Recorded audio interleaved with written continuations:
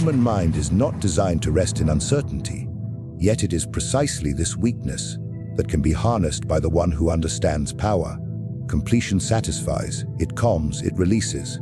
When an affair is concluded, when an answer is given, when a promise is fulfilled, the mind lays down its arms and ceases to struggle. But when you deliberately withhold the conclusion, when you deny the final word or the closing act, you create a prison stronger than chains, the prison of endless thought. The one who receives no closure carries you like a phantom in their mind, a weight they cannot cast aside, for they are forever reaching for something that remains out of grasp. Machiavelli knew that men and women alike are not enslaved by clarity, but by its absence. It is the void, not the fullness, that binds them. A prince who leaves his rivals uncertain, who never reveals the entirety of his strategy, holds them in a permanent state of anticipation. Their fear and curiosity make them pliable, easier to control than if they knew his hand. In the same way, a lover who walks away without explanation, who refuses the courtesy of an ending, becomes a ghost in the memory of the other. The wound remains open, festering, and the abandoned one spends more energy trying to understand than they ever did while the bond was alive. This is the power of incompletion, to continue ruling over minds long after the body has departed. Observe how people react when denied an ending. They invent stories. They construct excuses. They return again and again to what has been left unsaid, feeding it with their imagination. A small slight becomes magnified, a passing gesture grows into a symbol, a silence becomes a sermon. The human mind, restless by nature, despises unfinished business and cannot resist the urge to supply what is missing. By leaving them with incompletion, you force them to become your accomplices in their own torment, for they will create endless narratives to explain what you denied them. The more they seek resolution, the more they fall into your orbit. This tactic is as effective in war as in love. A ruler who leaves his rivals unsure whether he has forgiven or merely postponed vengeance keeps them awake at night, fearing the strike that may never come. A general who retreats without declaring peace forces the enemy to exhaust themselves in preparation for a battle that might never arrive. The absence of finality drains strength more efficiently than bloodshed. It compels the enemy to fight shadows, to wage war against possibilities. Incompletion is therefore not merely a personal tool, but a political weapon, one that dissolves certainties and replaces them with the corrosive acid of doubt. To give closure is to surrender control. Once a matter is finished, the other is free to walk away, free to rebuild, free to forget. Closure liberates. It allows them to turn their gaze elsewhere, to invest their emotions in new battles, new loves, new ambitions. But when you refuse closure, when you leave words unsaid, when you walk away before the final act, you deny them this freedom. They cannot fully invest in the future because they are enslaved by the unfinished past. You transform yourself into an unresolved equation, and human beings, driven by compulsion, cannot resist attempting to solve it. The more insoluble you appear, the more they are trapped. Even in matters of persuasion, the incomplete phrase carries greater weight than the fully explained. A speech that leaves gaps forces the listener to lean forward, to fill in the spaces with their own meaning, thereby binding them to your vision. A threat left unfinished is more terrifying than one articulated clearly, because the imagination paints it darker than reality ever could. The art of incompletion is thus the art of keeping men hungry, restless, unsatisfied, forever reaching for a banquet that never arrives. Completion breeds forgetfulness, incompletion breeds obsession. He who wishes to dominate not only the body but also the memory, not only the actions but also the thoughts, must master the craft of never allowing the final word, never sealing the final chapter, never granting the relief of a conclusion. The great manipulator does not close the door, he leaves it ajar, enough for the mind to wonder what lies beyond. And the mind, incapable of leaving it alone, returns to it again and again, gnawing on the silence like a starving dog chained to an empty bowl. Absence is not weakness, nor is it retreat. It is a weapon wielded by those who understand the architecture of human desire. Presence satisfies, it comforts, it explains. Absence unsettles, it provokes, it magnifies. When you are present, your value can be measured, your words can be weighed, your intentions can be deciphered. But when you withdraw, when you withhold yourself, when you allow silence to replace speech and distance to replace proximity, you create a vacuum in which others are forced to act, imagine, and submit. Manipulation through absence is the art of forcing the other to move while you remain still, to hunger while you remain untouched, to seek while you remain hidden. The prince who makes himself scarce is desired more than the prince who parades himself daily before the people. Familiarity erodes majesty, and too much exposure breeds contempt. Men grow indifferent to what they constantly see, but they are tormented by what they cannot reach. Absence preserves the aura of mystery, and mystery is the root of authority. By disappearing at will, by withdrawing your presence or your attention, you make the other realize how much they depend upon it. The very silence that you impose becomes louder than any speech, and it forces them to chase its meaning, to search for what you have chosen not to reveal. In love, absence is a sharper instrument than affection. Lovers who flood each other with constant words and gestures dull their own edge. But the one who withdraws, who refuses to answer, who vanishes without explanation, lodges himself more deeply in the heart of the other. Desire is stoked not by what is given freely, but by what is withheld. A word unsent, a call unanswered, a presence denied at the moment it is most desired. These plant a seed of unease that grows into longing, jealousy, even madness. The absent lover occupies more space in memory than the one who is constantly available. For absence forces the imagination to fill the void, and imagination magnifies all things. In politics, absence is no less powerful. A ruler who withholds his audience from petitioners teaches them the value of every encounter. His silence makes his words more valuable than gold, and his rare appearances draw greater awe than daily exposure ever could.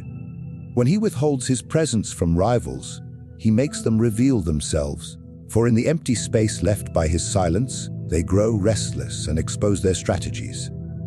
Absence compels others to act while you wait. It is the battlefield where one side exhausts itself against an invisible opponent.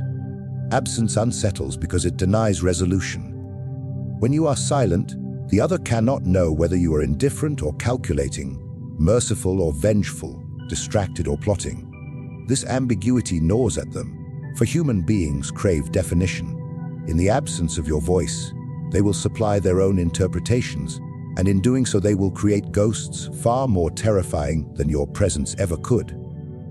A silent ruler is feared more than one who shouts. A lover who disappears is remembered more intensely than one who clings. To master absence is to master the imagination of others, and once you rule imagination, you rule their behavior.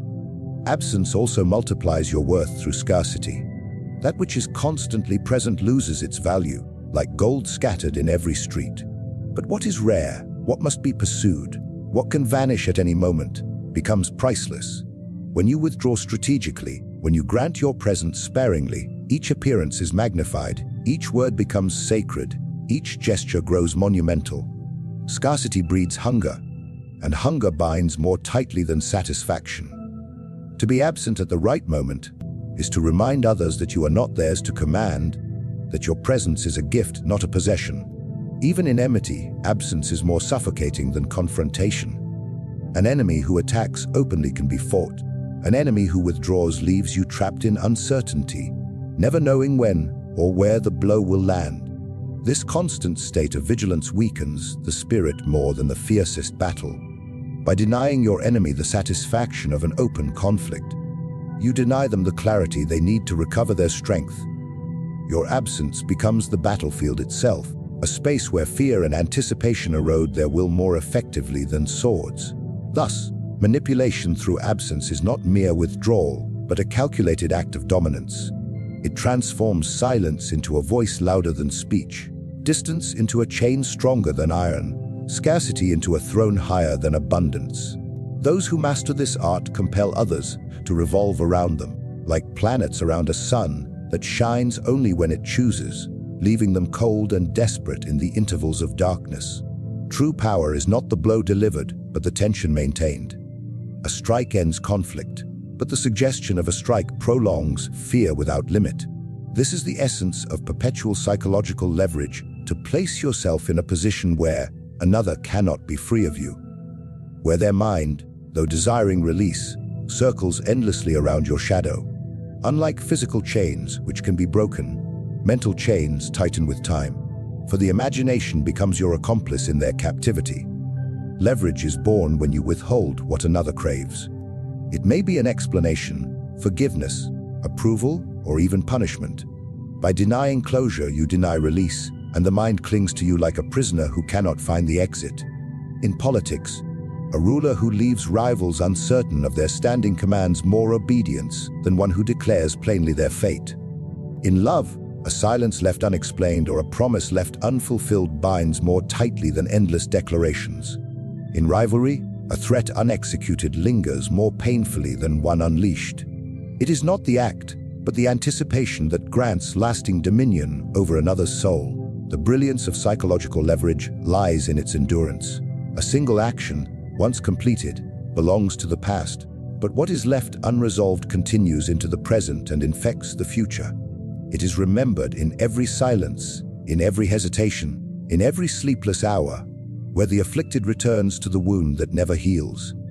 You can be far away, even forgotten by the world, yet in the heart of the one denied resolution, you remain alive, more powerful than if you stood before them. Presence fades, but incompletion endures. Consider the ruler who spares an enemy without announcing his reasons. The enemy, instead of being relieved, becomes a captive of doubt. Was it mercy or strategy? Was the pardon genuine or merely the delay of inevitable destruction? This uncertainty forces him to govern himself with caution, to restrain his steps, to hesitate in forming alliances, for he does not know the true extent of his security. The ruler, without lifting a sword, holds him in a prison built of his own uncertainty. The longer this continues, the weaker the enemy becomes, for perpetual vigilance is a poison that drains the will more effectively than chains. The same principle governs personal bonds. A lover who leaves without explanation becomes more unforgettable than one who departs with kind words. The absence of reason transforms the memory into a labyrinth, every gesture re-examined, every moment reinterpreted. The abandoned one, unable to close the book, continues to read it in their mind endlessly. They cannot move forward, for their thoughts are enslaved by the incompletion. The one who departed thus holds leverage without presence, power without effort, dominance without action. This is psychological leverage at its purest. The capacity to haunt without appearing, to command without speaking, to dominate without touching. The strength of this leverage is that it multiplies itself through the imagination of its victim. What you do not say becomes larger than what you say. What you do not do becomes greater than what you do. The human mind abhors uncertainty, but in its hunger for resolution, it will create demons in the dark, shadows more terrible than reality. A vague silence becomes 1,000 possibilities, each one more oppressive than the last.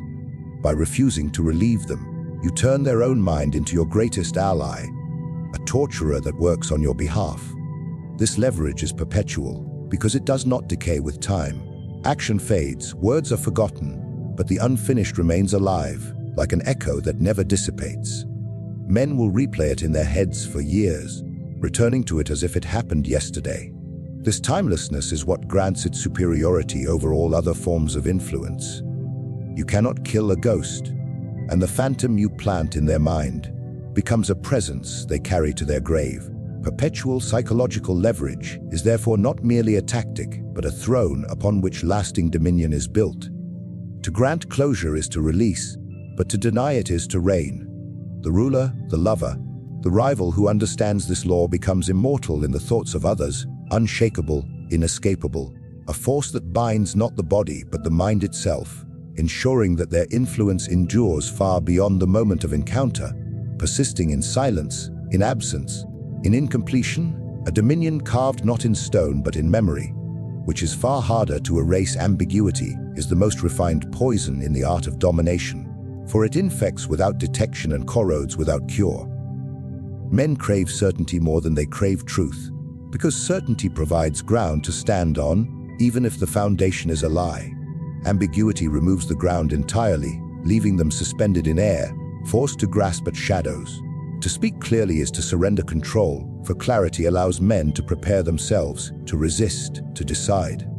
But to cloak your intentions, to move in half-light, to speak in riddles and withdraw answers, is to make your presence an enigma too costly to ignore.